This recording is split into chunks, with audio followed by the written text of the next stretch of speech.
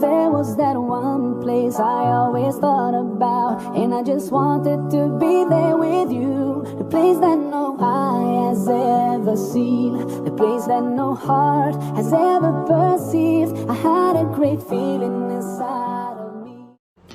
Assalamualaikum warahmatullahi wabarakatuh. Hello students, I'm Dialilatul Islami. You can say Miss Dia. Okay, in the class, I'll explain about the narrative text.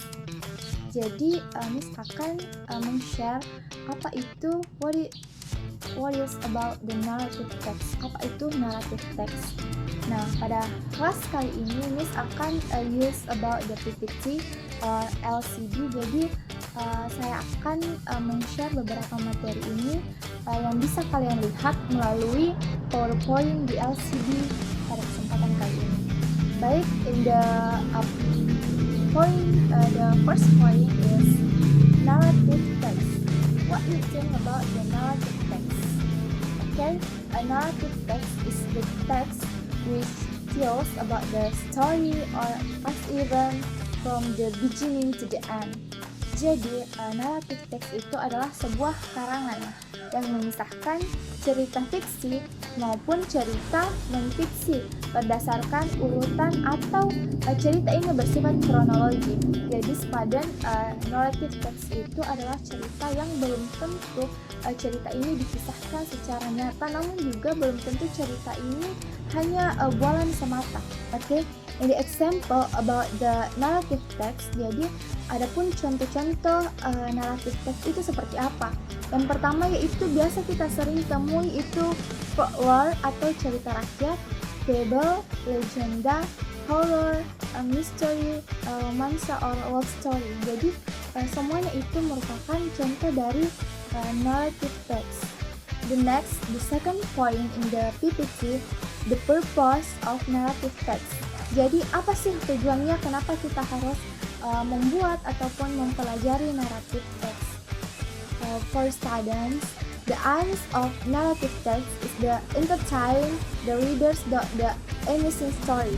Jadi student, tujuannya mengapa ada dan mengapa dipelajarinya narrative text itu adalah untuk menghibur para pembaca dengan cerita yang menarik, di mana cerita naratif teks ini dikemas dari awal hingga akhir, dan di akhir ceritanya terdapat the morality atau pesan-pesan moral yang pembacanya bisa ambil hikmah ataupun pembelajaran di dalamnya. Okay, the next point or the third point is types of narrative text. Jadi jenis-jenis narrative text.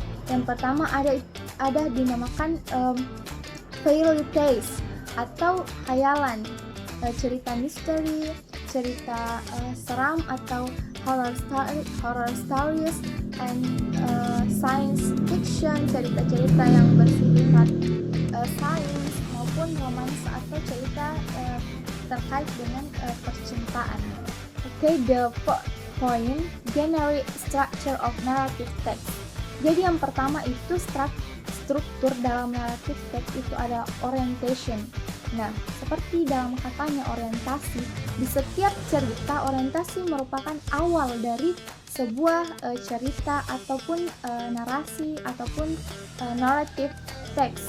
Nah, dimana di bagian ini berisi tentang pengenalan tokoh atau biasa kita sebut dengan karakter. Nah, selanjutnya itu ada pengenalan atau latar belakang bersifat time, place, maupun suasana. Yang kedua yaitu complication. Nah, pada bagian ini yaitu bagian dari memuat permasalahan, di mana ada 3 poin. Yang pertama yaitu raising action, permulaan masalah. Yang kedua yaitu klimaks atau puncak masalah. Dan yang ketiga yaitu failing action atau pada saat ini masalah mulai meredah dan hampir menemukan solusi. Adapun student, struktur narrative text yang ketiga itu ada resolution, di mana ini merupakan pada bagian ini cerita ataupun tokoh mulai menemukan solusi dalam narrative text ini. Adapun terakhir yaitu reorientasi. Pada bagian orientasi ini merupakan the last structure atau struktur terakhir dalam narrative text yang memuat pesan moral ataupun pembelajaran yang dapat kita ambil dalam narrative text ini.